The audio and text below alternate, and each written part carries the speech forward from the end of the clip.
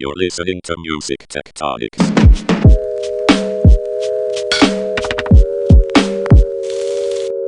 Welcome back to Music Tectonics, where we go beneath the surface of music and tech. I'm your host, Dmitri Vietze. I'm the CEO and founder of Rock, Paper, Scissors, a music tech PR firm. And if you're listening closely to Music Tectonics, you know that we've been diving into some of the areas we think are going to be most interesting during the current crazy crisis worldwide of self-isolation, quarantine, social distancing, and the downturn in the economy and live music and getting access to work and all that stuff. And so I wanted to bring on somebody who I highly respect, we've had before on the podcast, to help us just parse through some of these areas that might be especially interesting. I've got with me today the wonderful journalist Cherie Hu, who you know from Billboard, Forbes, and other places, and who carries on a great newsletter, Patreon, content flow, podcast, and more called Water and Music. Thanks so much for joining us, Cherie. Yeah, thank you so much for having me. You're calling in from Brooklyn, New York, right? Yes, that's correct. Yeah. How are you feeling with the current temperature of everything going on right now? Yeah, it's been definitely a crazy couple of weeks, and I still find it hard to believe it's only been a couple of weeks. I feel like so much has changed um since I still very viscerally remember the day that South by Southwest got canceled, and I feel like that was really a turning point for a lot of people in the music industry, in terms of realizing that, we're in this um we're in this struggle, and we're in this state for the long haul, in terms of just the events industry um kind of shutting down for a couple of weeks, if not a couple of months. So there's that. Um i've definitely So interestingly, as a freelance writer, my day to day has not changed in some sense, in that I work from home a lot anyway, and so my workflow hasn't changed, but for sure, my interest in what, in terms of what I want to write about, has absolutely changed. I had a Google Doc of articles I was interested in researching over the next couple months, and I kind of just scrapped all of that and realized no, I'm much more motivated just to try to help people in the music industry or in entertainment in general, um, all of whom have been impacted severely in various ways by this coronavirus chaos, and just try to um, help them cope in the short term in any way, navigate. And we'll talk about this now. I think now's a really interesting time to experiment with different kinds of online platforms and technologies, and so just looking more into that with the specific angle of how can artists sustain themselves in the current moment. So that's also just been a really interesting, and I think um, informative mindset shift on my end as well. I agree about the South by Southwest being the turning point of the moment. It was. I think we were watching what was happening in China and Asia, starting to come over to Italy, and thinking, "Wow, I don't quite grasp this. I don't think people believed it." We got mixed messages from the government about what was this panic, was this media panic, or was this legit? Right.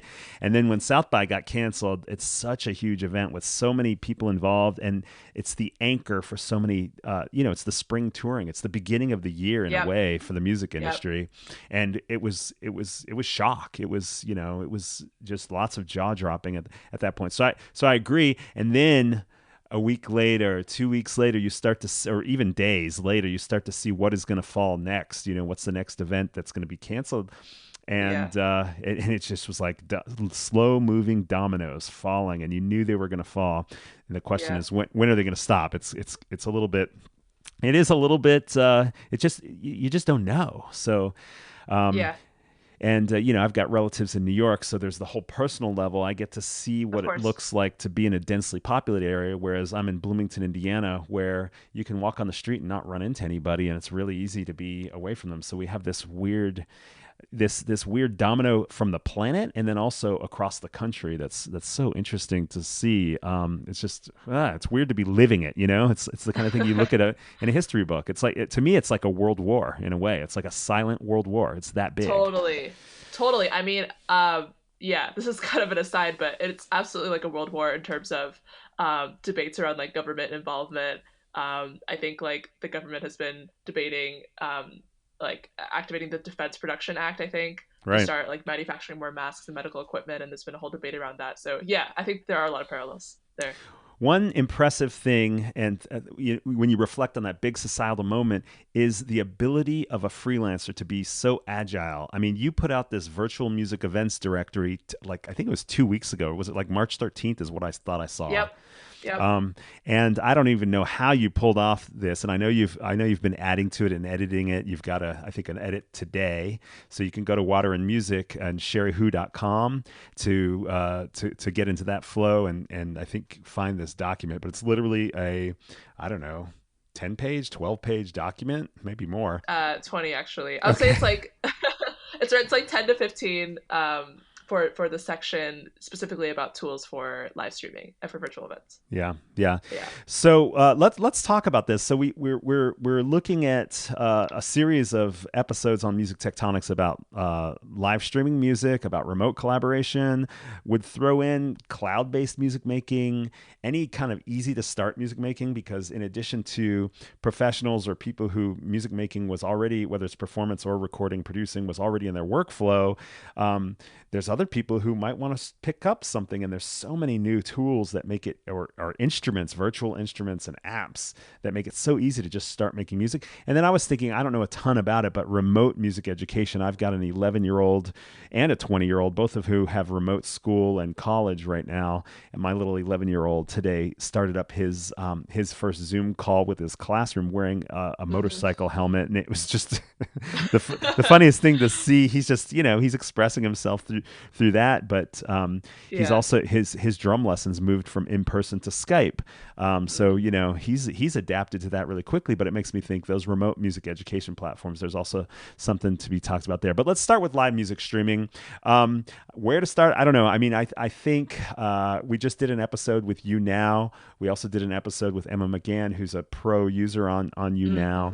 And obviously we're hearing a lot about Twitch. We work with Bands in Town, who just is doing a festival this week. It'll be over by the time this podcast airs, but a 2-day music marathon on Twitch. So much stuff happening there.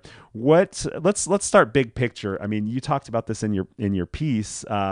Live streaming was kind of in this niche sort of experimental category. Nobody was ready to buy into it before this pandemic because people want the real life experience. But now when people can't go, it seems like there's an opportunity. So big picture, where was live streaming for music performances? Where is it going right now? Yeah.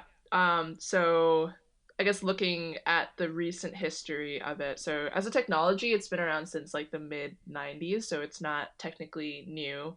I guess all the major live streaming platforms people use today or like have used, like Twitch, Facebook Live, Instagram Live, YouTube Live, those all launched, I would say, within the past decade around. So those are relatively newer, and there are basically two functions that I saw live streaming play in the music industry. One was just making an already existing in-person concert or festival available to a much wider audience. So probably one of the most watched live streams in this regard is Coachella every year. They like their live stream attracts tens of millions of viewers every year. Hopefully that will still be the case this year. And then the second function has been for more like informal chats between artists and fans. So like a ton of artists will break news about their own career, chat about their own career on Instagram live sessions. One example is Megan Thee Stallion, the rapper. She actually like broke news about her contract dispute with one of her older record labels just on an Instagram live video. And that's like a very typical use of live. It's just a very informal and intimate kind of connection with fans on social media. Very rarely has it been used, or relatively rarely has it been used to like stage a live performance intentionally. Because I think that, there always was this assumption that there is the in-person experience you can go to. And that's like the highest margin a lot of the time for the artist. And so the artist wants you to buy that ticket. And if anything, these live streams are just like brand building, community building exercises to, I guess, in the long-term hopes of convincing these fans to, show up to your show in person. And I'm just thinking in 2019, there were a couple of concerts or campaigns that could be considered live streams, but really were much more like Marshmello's DJ sets in Fortnite. There are a bunch of companies putting on like virtual concerts in a more like animated fashion. So probably the best known one is the Wave XR. They've worked with Imogen Heap, Lindsey Sterling, Tanashi, and a bunch of other artists on like virtual animated concerts where they're like controlling their avatar in real time using like a motion capture suit. So that's like much more, I guess, like technologically forward looking, but all of those happened in the last year. And it drummed up a lot of interest, but it was still considered this relatively, I guess, more niche activity for a variety of reasons. We can get into like the culture around live streaming, especially on platforms like Twitch, which is really specific in terms of, I think, what viewers and fans are looking for, that artists who are used to performing on a stage for a crowd like might not necessarily be used to or want to engage with. Um, and yeah, kind of as I said earlier, there was this assumption that like the live in-person show was the most important thing to invest in as far as Absolutely. performance was concerned, right? Yeah, and so there just wasn't like relatively there just wasn't enough energy to spend on live streaming, and now obviously that has shifted entirely. Yeah, it seems like the technology has been available for a certain amount of this, you know, enough bandwidth, enough kind of infrastructure to actually get the video and the audio across to audiences in a way that's a good enough quality, not quite as good as what you were used to on traditional television because of kind of like little stutters and pixelations and stuff like that. But the people that had tested out over the last 5-10 years just weren't getting enough of a response, especially for the investment of the technology at first. All those prices keep coming down for both the hardware and the software, the cloud storage and the bandwidth for that matter. You know, all that stuff has just gotten more accessible and cheaper and so forth. But since it kind of failed, I would say failed for the most part in its early days, people were just not that excited about it. It's like, well, should I watch a concert on my computer screen or watch TV? You know, it just wasn't, it wasn't like an MTV moment where everybody was going to that. And then there was just already so much at the same time, you know, with YouTube alone, just so much music related content anyway. And if it didn't feel like you were there, there was no benefit to it feeling live. Now, what you're talking about with Twitch and also YouNow and some other platforms where there's actually I think it's a different medium is what it is. It's not a online version of a concert. It is a new type of thing. It's kind of like video gamers are into Discord, workers are into Slack. It's like it's closer to those forms in a way than a concert because it is an online community interaction type of thing. So that's one thing that's interesting, I think, is the performance actually has to evolve for people to feel engaged. That is so true. I totally agree with everything you said, especially that point about like just copying and pasting a live show in an online setting not actually being that interesting. Yeah, because then like you might as well just watch that whenever you want on demand. You know, yeah, and I think a lot about, or I have been thinking a lot about just the different nature of the artist fan relationship in a live stream versus you know in-person show. So if we think about a typical show at like an actual venue, what's interesting is that like there is just naturally some sort of hierarchy by nature of there being a stage most of the time, right? So like the artist is elevated, they're on stage, they're looking down at the audience, and I guess the audience, the fans, are kind of looking up and being super excited and cheering and all that. And of course, the artist can interact with the audience, but it's kind of like one to many. It doesn't feel very like personal or direct. It's just the artist like speaking out to the audience, like, "How are you feeling?" And then the audience, you know, responds accordingly. They respond with "Free bird." Yeah. Right. Yeah. Or you know whatever. And yeah, whatever or another song for a genre, or just whatever. Yeah, right. Whereas in a live stream, one, the stage is just the screen in my It's mind. flat. Like there's like, yeah, it's totally flat. There's very little hierarchy aside from the fact that, the artist is in the screen and you as a fan might not be. I guess you're just in the chat. But the artist is also in the chat, and like live streams at their best kind of, I think, get rid of that hierarchy. um, the artists are really like just conversing with fans, whether speaking or like typing in the chat on the side. um, it's a lot more informal, intimate, conversational. Yeah, it's not about putting on a performance as much as it is about um, taking advantage of this really interesting way of socializing. And I actually, for some reason, had not associated Twitch with Zoom or Slack in that sense, but it makes so much sense the way that you put it. Like it's just a different like paradigm of communication with its own set of rules, its own set of I guess like what it rewards in particular.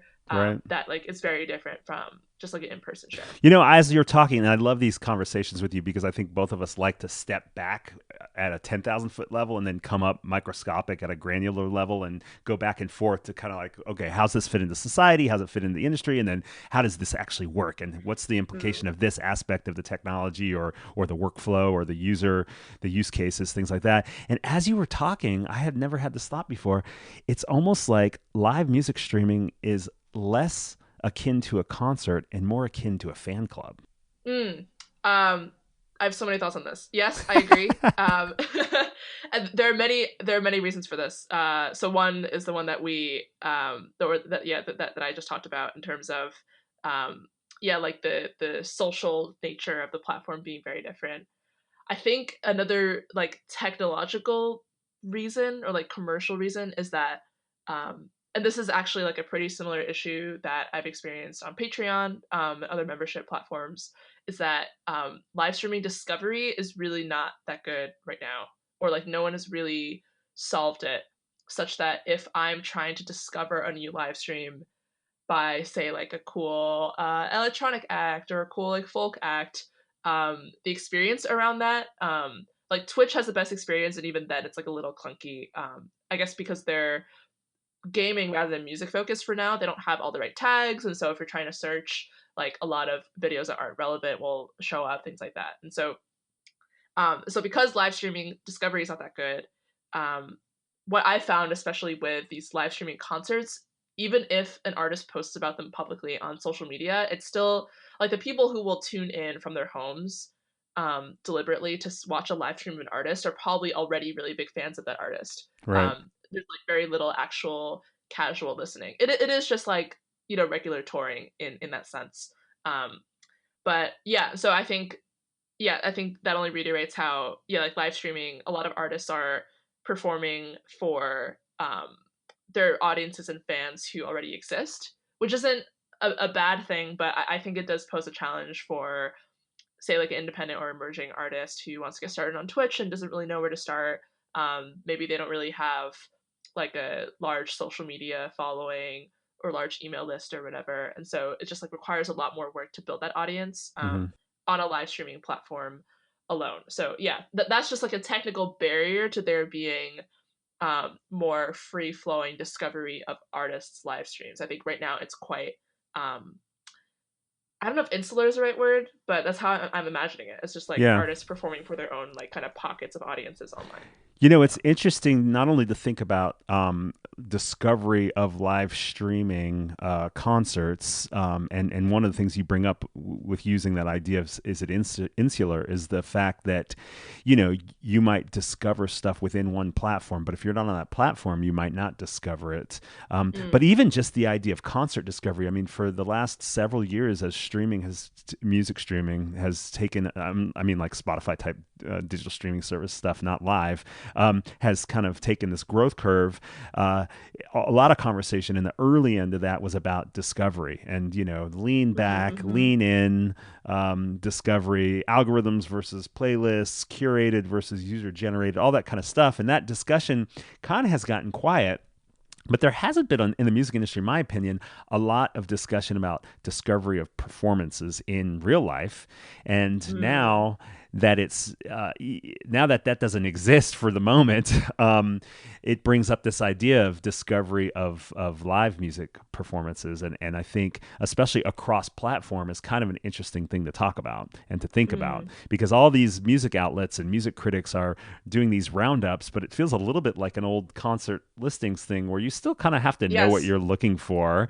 And then there's the, before there was the barrier of money and travel and buying tickets and the ticket fees. Now the barrier is, well, I've never heard of that platform. Do I download it? Do I just go to the website? Do I have to sign in? Which user account am I going to use? What's the etiquette for the interaction there? And should I not watch the latest episode on Netflix versus this? So it's kind of interesting to see this evolve right now. It kind of like gives you a little bit of a laboratory for this concept of discovery around live music streaming, because the supply just went up and so did the demand. Yeah, definitely. There's a much, like, I guess, wider conversation to be had about like the complete switch. For now it might change, but I think there's like a complete shift as well from lean back to lean in music consumption in general. There have been various reports, and I've heard from various people that like aggregate music streaming activity has been down for the last couple of weeks. I think it's gone down by around like 10 to 15%, I guess, compared to like what they expect on a typical week like this. Yeah, like for like last week and the week before, and there's so many different like theories coming up around why that's the case. And I think, yeah, one is because people aren't commuting. People are, I guess, they're doing home workouts, but they're not really probably listening to like their Spotify playlist just like in their living room. Like they want more like immersive content, so there's a lot more video consumption for sure. Like you mentioned Netflix viewing is up for sure. Gaming consumption's up. And so yeah, it'll be an interesting laboratory or an opportunity for artists in the music industry to really understand video a lot more as part of the core fan experience. I feel like a lot of the time in the past, similar to like a live stream, people would treat video as not as like a stepping stone to like another goal, whereas like now, because people are at home, like video is really like the end game, like it is the end goal. And so I think it's become a lot more important for artists and people around them to really master that form. That's really interesting, because a couple of years ago, when we first started hearing a lot more popular media coverage about self-driving cars, my thought was, oh, the music streaming services need to really pay attention to that. Because if you're building an entire market around the idea that people are going to be using their eyes and hands for something else, all of a sudden you have a huge market of people who will no longer need their eyes and hands for anywhere from 30 to 90 minutes a day or 2 hours in some big cities. They're not going to be listening to music and staring out the window. They're going to be on video content, or, I mean, I guess they could be working and listening to music, but this is almost like a preview of that moment. And there's another laboratory moment where music streaming services could say, okay, what happens if all of a sudden people don't need their hands and eyes as much as they did when they were driving to work? Which is it's a creepy thing to think about, because the industry has worked so hard to get to this point where there's actually money now, and to hear that they're going to take a hit not only on the live side but on the listening side would be frustrating for those of us who work in the industry. Yeah, and I think just another thought on this. I think in general there's an industry-wide reckoning around just like the economics of the music industry and the realities of that. And the reality that streaming, of course, there's two things. One, streaming, of course, helped bring the recorded music industry back to a state of growth. But on the artist level, the reality is that so many independent artists and up-and-coming artists like cannot make a living off of streaming alone, and they have to tour constantly to help make ends meet. And I think people knew about that, but there wasn't. I've seen the most conversation just about like that reality in recent weeks. And then there's also a reckoning, specifically in streaming, about the fact that so much of how music is marketed on these services that have brought the industry to growth have marketed it as like a functional as like something functional to be in the background of whatever activity you're doing. So if you see like the way Spotify has advertised their service in recent years, it absolutely has been. I think like Daniel Ek, the CEO, at one point used the phrase like music for every moment, and there's like very much a focus on moments, on moods and activities, and that absolutely comes up in the kinds of playlists that Spotify is promoting, at least on its homepage or browse tab.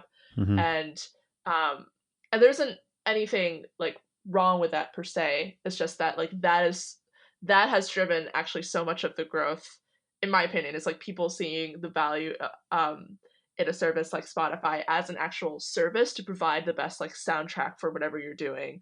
And so I think now, yeah, there's a wider question of like, is this model of just growing our industry off of being like a very functional soundtrack, is that the best model, or are there other alternatives? A lot more people are kind of looking into alternatives for like streaming as a whole, and realizing like just how many artists there are who cannot, rely on streaming in the meantime. So that's been interesting to see. This is kind of a tangent from what our original topic was, but I want to Yeah, follow yeah. up with something about this actually, Cherie, because it's something that's been on my mind, and I've been seeing what you've been writing about the economics for the artists and so forth. I've been in the industry since the 90s, and so I got to see the physical, when the physical market was functioning for a little while before it stopped functioning as well. And there were whatever independent artists were there at that moment, they were still struggling. It was still a challenge. There was no strong DIY community of artists that were making their entire living off of just recorded music and touring. So I'm curious, in the aggregate, it feels to me like there's just a lot more people trying to make a living at music because the tools of access, not just distribution and marketing, but also production and creation. There's just so many more. So many more people doing it at all. And I'm wondering if sometimes the conversation that streaming doesn't pay out enough is accurate, honestly. And I'm not trying to be a jerk about it. I'm literally, I definitely I definitely feel like everyone should have a chance at a fair living and so forth. Although I will also say creating art for a living is both extremely important culturally and to society, but it can be a privilege as well for versus somebody that didn't have access to the tools to get that point where they can even practice or have access to instruments or education or whatever else, and have to work in traditional, blue collar fields or whatever. But what I guess what I'm getting at is there's this conversation about the economics of streaming, but at the same time, there's whatever those 60,000 tracks getting released on Spotify every day, I think. There's a lot more supply out there as well, and so some of those people, more of those people, are out there who've recorded something and releasing something. They're going to say something about how hard it is to make a living. More of those people are going to say that than ever before because there's more people doing it than ever before, and I'm just interested. It's very hard to compare apples and apples between what it was like to be an independent artist in the 80s or 90s or the 50s or 60s versus now. I mean, you really couldn't in the 50s or 60s. I mean, it was, just having access to a studio was a whole other obstacle. But I'm curious if you have thoughts on that, since it's something that you've talked about a lot. Yeah. No, I am glad you brought that up because, okay, a couple things.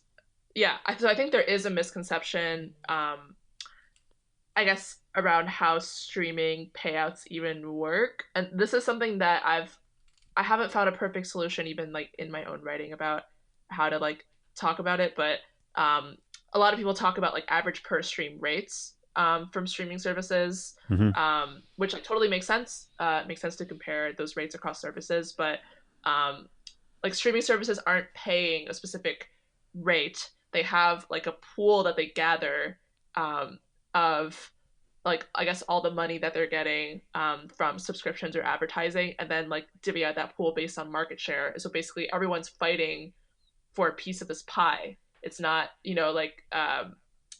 not, I guess, it's not like an actual per stream rate for each artist. It's more of a what's your average per stream because of where you sit in that market share cloud. Yeah.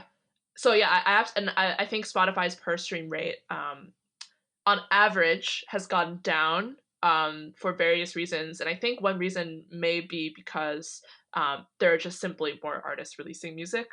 There are other reasons, including like Spotify leaning a lot into discount bundles or like student or family discount plans. But yeah, there are many reasons anyway. But like the per stream rate is going down, but that's just like an important thing to keep in mind, as well on the artist side, is that like yeah, like it's not direct payment for consumption. It's like you're fighting with tens of thousands, if not hundreds of thousands of other artists for like a piece of this pie. That's kind of like essentially what's happening.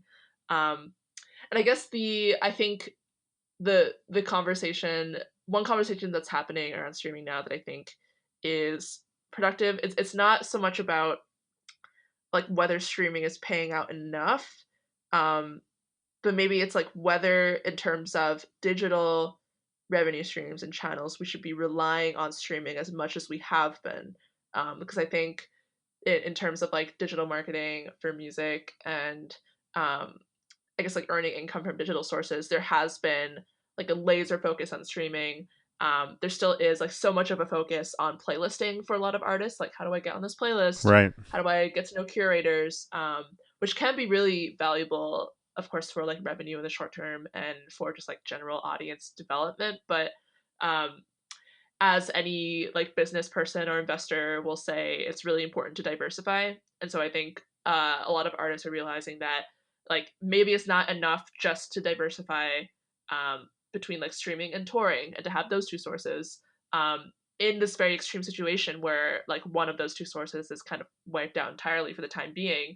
um, you have to look on the recording and digital side and maybe diversify on that end as well. Mm-hmm. And so I think Patreon just published a post saying that they've had like more activity with both, like artist slash creator signups and patronage, than they have in the company's history, I think. So there's been a lot of activity, like in on the Patreon past couple and weeks. membership. Yeah, since early March. Yeah. Cool. Yeah. Cool. So easy for us to go on lots of tangents. Let's go back to live music streaming, and in particular, one really cool thing you did in the Google Doc that you created of all the live streaming options is categorize things by free to play, and ticketed. Let's talk a little bit about that, because I'm super intrigued with speaking of monetization, super intrigued with how people are paying artists in that world. I know, well, free is pretty obvious, I guess. You use the term free to play, which you say in the piece is a term that comes from gaming. Why don't you just explain that real quick? Sure. Yeah. So, this is so interesting to me about the gaming industry because I think as a whole, the gaming industry is many times more, um, valuable than the music industry in terms of just like annual, well, I guess the annual GDP. revenue is many times. Yeah. Yeah, exactly. And they've achieved this in spite of releasing many of their like most popular properties, like League of Legends, like Fortnite, for free. And then, so anyone can download it and start playing it, for free. But then they have a lot of add-ons in the game that that users have to purchase. So that's the definition of free to play, is that, kind of the lowest barrier of access to the game is free. But if you want to, like get certain, like skins for your character, or if you want to, like buy certain tools or weapons like earlier on, you have to pay a little bit of extra money. Hey Cherie, is there a difference between free to play and freemium? Let's see. Because freemium is the same idea, right? You get something for Yes. free, and then you upgrade for more of something. You pay. So freemium, interesting. Okay, so Spotify is a freemium service. I would not characterize it as free to play in the sense because of the advertising.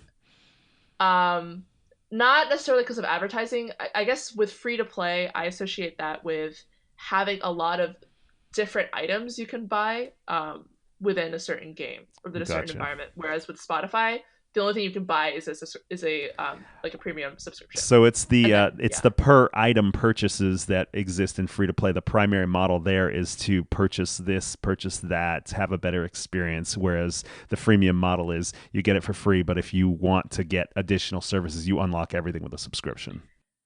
And I think the word play kind of implies there being like a lot more interactivity or a lot of like more choice on the part of the user about like what they pay for. Got it. Yeah, as well. cool. Yeah. Okay, so that's free to play. Talk a little bit about what that means in live streaming, where you're seeing that. Are there certain platforms where that's the most common method versus, say, a ticketed model? Yeah. I would say that the ticketed model is still emerging. I think in part because a lot of these like platforms that allow for ticketed live streams either like haven't existed for a while or just haven't gotten that much awareness before this moment. Vast majority of live streams are still free, and also there's not really a culture around paying for live streams yet. And so most of the shows that I've seen, at least personally, have been on Facebook Live, which like that is like totally free. I think there's like a donation option where an artist can like raise funds for a charity, but like that's the extent of it's I wouldn't consider that monetization. It's just like Mm-hmm. more of a donation function. On Twitch, you have the option of like watching a stream for free, but then purchasing these virtual currencies called bits in Twitch, and then gifting that to the streamer or to the artist. So I would consider that free to play because you can kind of like buy however many bits you want based on I guess like how much money you have or want to give, and then like give that to the artist accordingly. YouTube, for select channels, they have something called super chat where I think as a viewer, if you want to highlight your chat, you can pay a small amount of money, and then your chat will it's your text, I guess, what you put into the chat will be pinned to the top of the video or like chat forum for a short period of time. And so those are a couple of examples of I guess like free to play dynamics. I know of a lot of tons of gamers. I would say all the like biggest gamers on Twitch, like gaming streamers, make their money off of this free to play model and like from live real time. I would call them like donations, like payments of this virtual currency. There are a handful of musicians who do. So you mentioned Emma McGann. I think she makes most of her money from these like real time donations or tips on YouNow, which is great. And so YouNow has a similar function on their platform as well. One thing that I'm still researching, but I find has actually been under discussed is like the legal reasons why like ticketed payments for a live stream are not really a thing. So, from my understanding, if as an artist, if you want to play, say, a mix of, I guess, a mix of your own original songs and covers of other people's songs, technically you have to get the proper licenses. If you're planning on monetizing, whether from free to play or ticketed, technically you have to get the proper licenses or clearances from the original owners of those songs to perform them so that they can get paid properly. Obviously, if you're putting on like a bigger showcase, that can take a lot of time, and in this super fast moving environment might take like too long. Maybe people are like looking to put up a show in just a couple of days time. So I think in that situation, the only legal thing for people to do is for fans to, I guess, like donate. Or I've seen like a larger like label or festival will like post like they cannot monetize their showcase, but they can post artists like individual Venmo or PayPal links being like donate directly to this artist during a Twitch stream. I've seen that a lot, and I think that's like the only legal way. Like I don't think a festival can I think can directly monetize from the viewer. Like the viewer has to directly compensate the artist somehow. So that's kind of like a Wow. complicated I hadn't even area. thought Yeah. about the whole songwriter rights side of music Yeah. and live Yeah. streaming yet. I've been digging into this, and now I'm like, wow, that's going to open up a whole other flood of conversation Yeah. as it grows. It's like anything in the music industry. Once it becomes a thing, then people put their focus on it and either come up with lawsuits or solutions, Right. Right. and hopefully revenue Hopefully streams. more. Yeah. And I don't even Yeah. know like what's the streaming platform's responsibility for that whole side of it. I thought maybe PROs would just collect from it, but I don't know. Yeah, I think the only thing that's happening on Twitch right now, for instance, is that they do have deals with um, PROs and other rights holders to mute any part of archived videos that have third-party copyrighted content. So I've gone on a couple artist channels, seen their archived videos, and seen that like a couple of minutes just in the middle was muted for whatever reason. They don't really have like a content ID structure in place, and they definitely don't have like real time content identification like for a live stream. And I don't really know how that would work because like how would you get the clearances in real time to like do payouts properly? It's kind of a complicated technological and legal issue, I believe, that Yeah. hasn't been Wow. solved yet. Yeah. Yeah.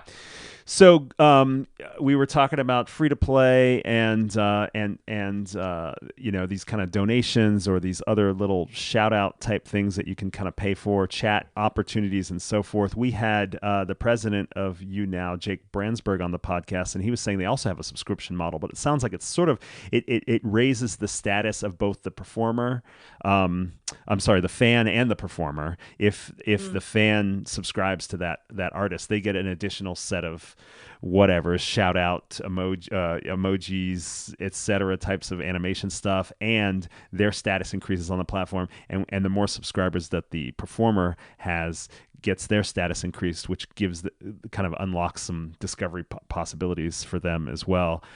So most of the most of the kind of the live streaming tools that you have that are kind of in the monetization category are in the free to play side. You've got under the free, you've got the Instagram Lives, Facebook Lives, even Zoom and Google Hangouts. And I'm not going to give away everything in the free to play side because you have to subscribe to Cherie's stuff to get this stuff. But the types of things we're talking about, Twitch, there's a few others that she talks about in the free to play section. And then the ticketed one, I don't even know if we should go there right now. I keep hearing Stage It mentioned, and maybe it's because they're the oldest of the group.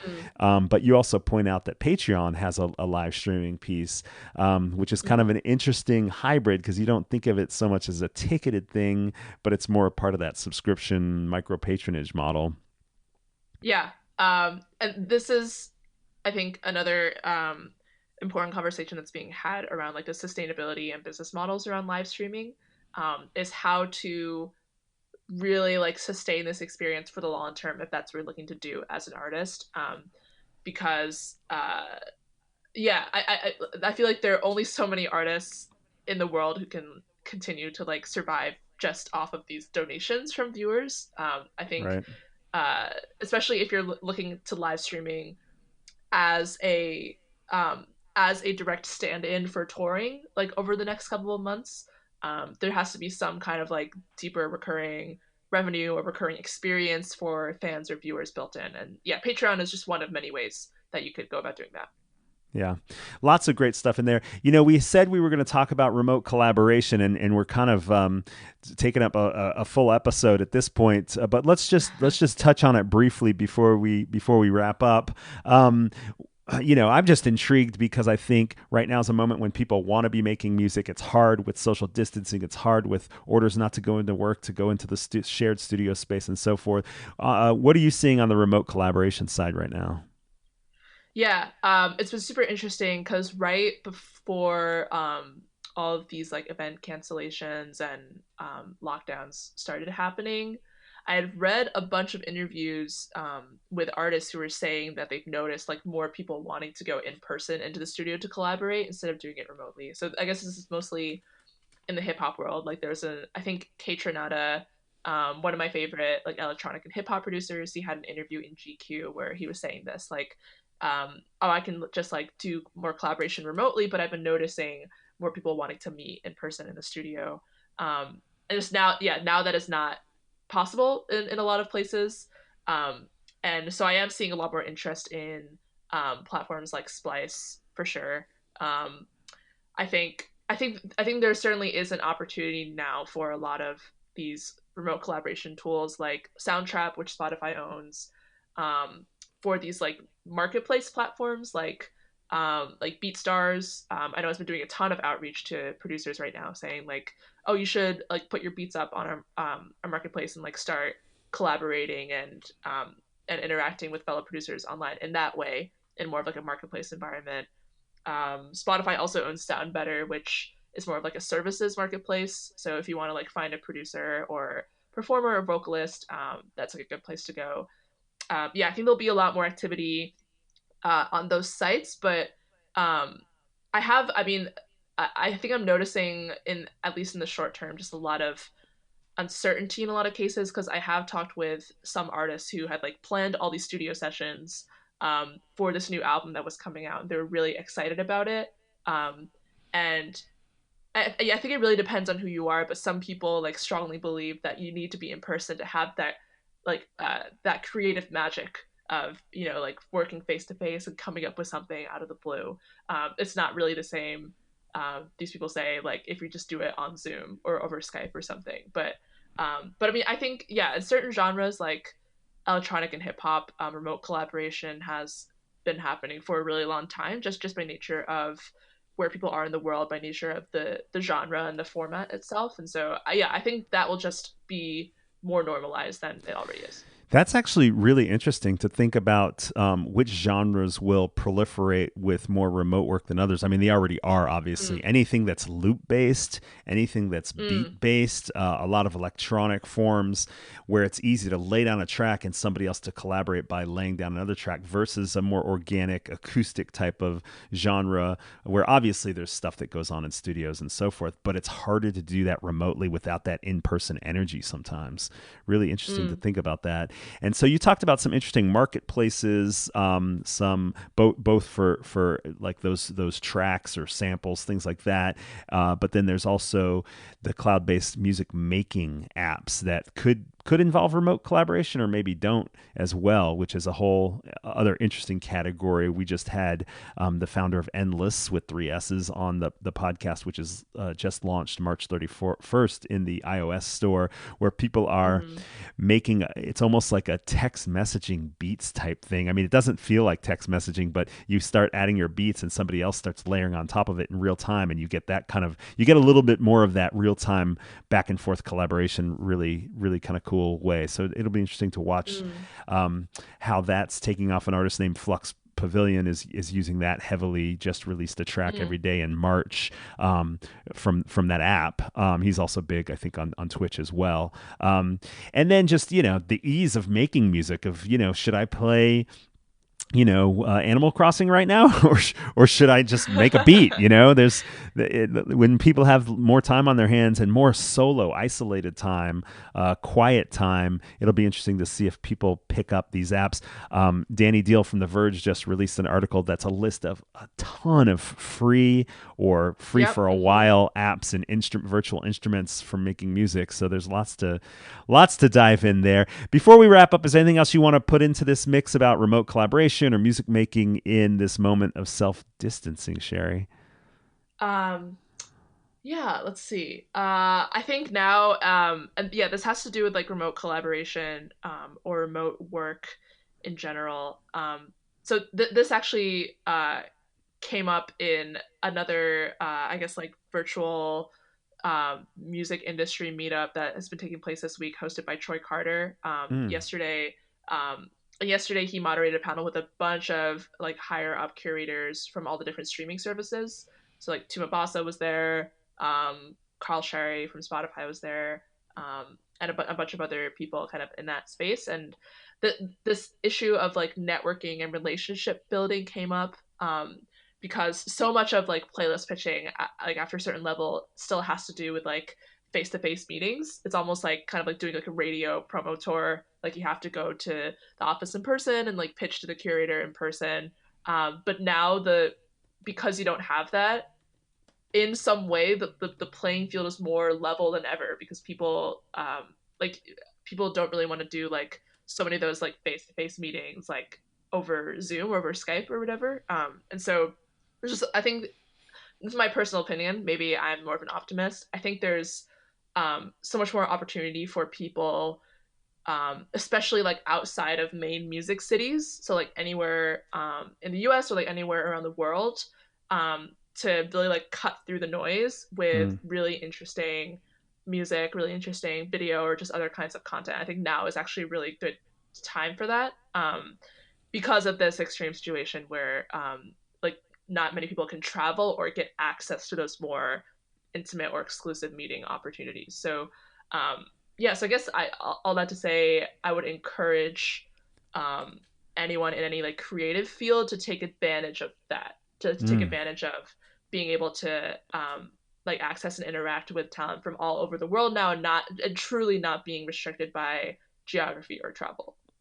Wow, that's great. A great lead in to something that I want to announce right before we wrap up here, which is that Music Tectonics and Rock Paper Scissors just did some online meetups in lieu of South by Southwest getting canceled. We did 4 of them, super popular, and it's realize it's not just curated programming, but it's curated audiences too, because it's the types of folks that listen to Music Tectonics, the podcast, and read Cherie Hu and go to the conference and things like that. So we've decided to do weekly Wednesdays. They're meetups every Wednesday at 12 p.m. Eastern. The first one is April 1st. Not sure if we'll get this episode up in time for that, but if so, that one's focused on live streaming, continuation of this conversation.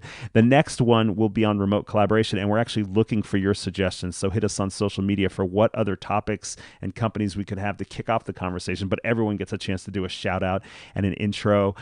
Cherie, this has been fun. I wish we could go on longer. If you ever want to come back and continue either of those topics, you know I always love having you on the podcast. I'd have you on every week if you had the time. So you keep me posted if you want to jump on some more. Sounds good. Yeah, thank you.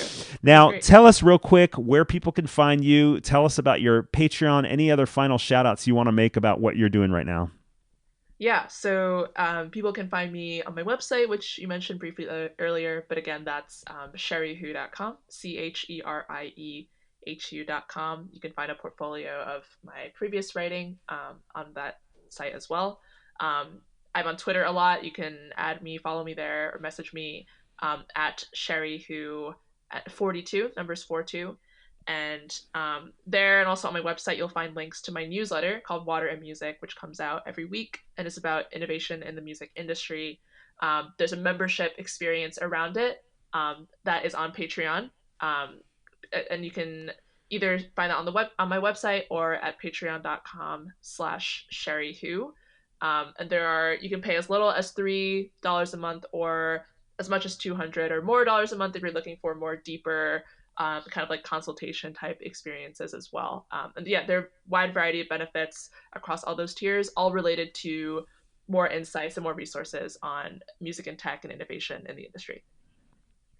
So cool that you not only write about this stuff, dig up this stuff, report it for artists and other in the industry, and then you role model it. You actually do this stuff yourself, and you're quite good at it. I'm really impressed, and I'm sure it's been challenging at moments, but putting together all the pieces of multiple revenue streams, but also creating community, you're amazing at that, and it's such a pleasure to have you on the podcast again, Cherie. Thanks for joining me. Yeah, thank you. My pleasure. And thank you for joining us on Music Tectonics. Please hit subscribe on your favorite podcast platform and go to musictectonics.com. Check out the information about weekly Wednesdays. Sign up for the newsletter. You'll hear about our online meetups. You'll hear about the conference that we're doing October 27th and 28th in Los Angeles once this world gets back to normal. Thanks so much for listening.